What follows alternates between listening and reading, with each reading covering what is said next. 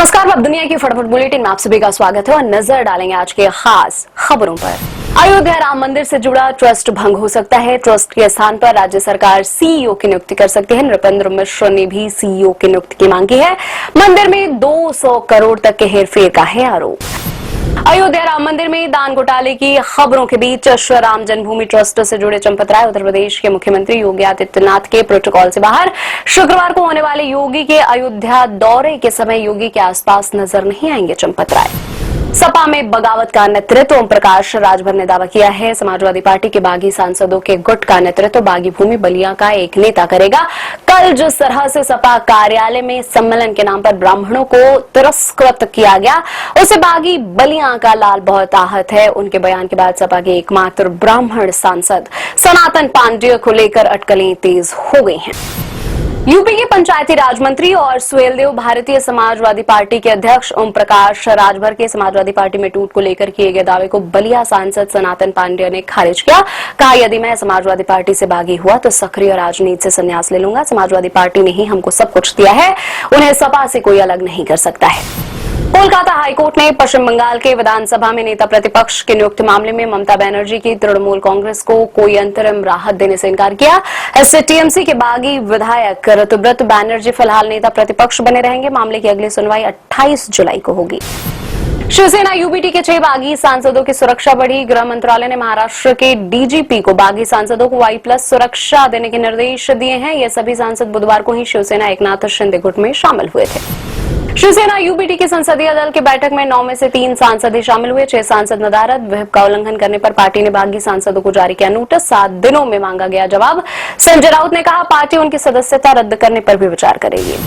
बिहार के मुख्यमंत्री सम्राट चौधरी ने अपराधियों और माफियाओं को खुली चुनौती देते हुए कहा, बिहार में अब अपराधियों के लिए केवल 2 ही रास्ते बचे हैं। या तो वे अपराध करना छोड़कर तुरंत बिहार राज्य की सीमा से बाहर चले जाएं, या फिर शमशान जाने के लिए अपनी तैयारी कर ले। अपराधी चाहे किसी भी जाति, धर्म या रसूख का क्यों न हो, उसे बख्शा नहीं जाएगा। केंद्रीय शिक्षा मंत्री धर्मेंद्र प्रधान ने नीट तैयारियों का जायजा लेने के बृहस्पतिवार को शिक्षा मंत्रालय, राज्य सरकार और एनटी और उच्च शिक्षा संस्थानों के वरिष्ठ अधिकारियों के साथ एक उच्च स्तरीय बैठक की। चिकित्सा के स्नातक पाठ्यक्रमों में प्रवेश के लिए नीट परीक्षा 21 जून को दोबारा आयोजित की जा रही है। साइबर जालसाजों ने राज्यसभा के पूर्व सदस्य नरेश गुजराल की पहचान का इस्तेमाल कर ऑनलाइन मैसेजिंग एप्लीकेशन के माध्यम से उनकी कंपनी के वित्तीय कर्मचारियों से 7.8 करोड़ रुपए की ठगी कर ली है। पुलिस ने बताया, नरेश गुजराल पूर्व प्रधानमंत्री इंद्र कुमार गुजराल के बेटे हैं।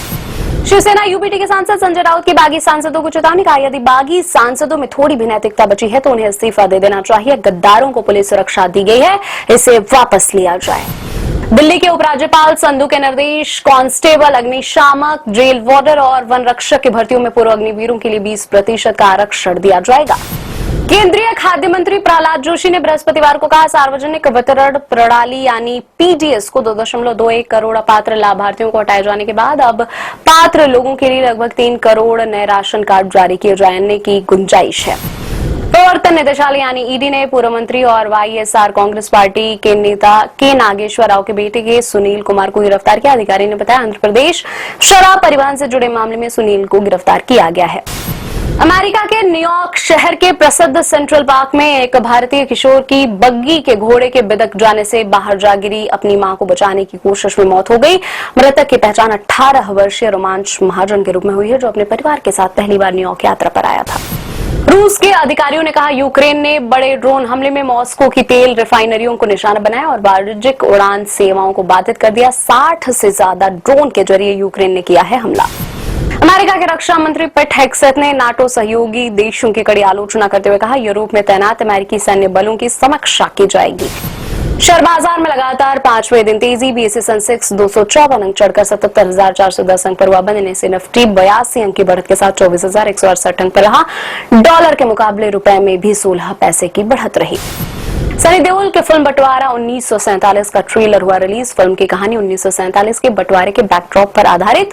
टीजर में दिखा बंटवारे के वक्त का दर्द। 14 अगस्त को सिनेमाघरों में रिलीज होगी फिल्म। काजल अग्रवाल और श्रेयस तलपड़े की फिल्म द इंडिया स्टोरी को मिला लीगल नोटिस। फिल्म में भारत के कृषि और खाद्य उत्पादन के शत्रुओं के चित्रण को लेकर मेकर्स को भेजा गया है नोटिस। फिल्म की प्रचार सामग्री में दिखाए गए कई दृश्यों और दावों पर आधारित आपत्ति जताई गई है। ये थी आज की फटाफट बुलेटिन। ऐसे ही ताजा अपडेट्स के लिए बने रहे हमारे साथ, यानी कि विजिट करें वेब दुनिया पर।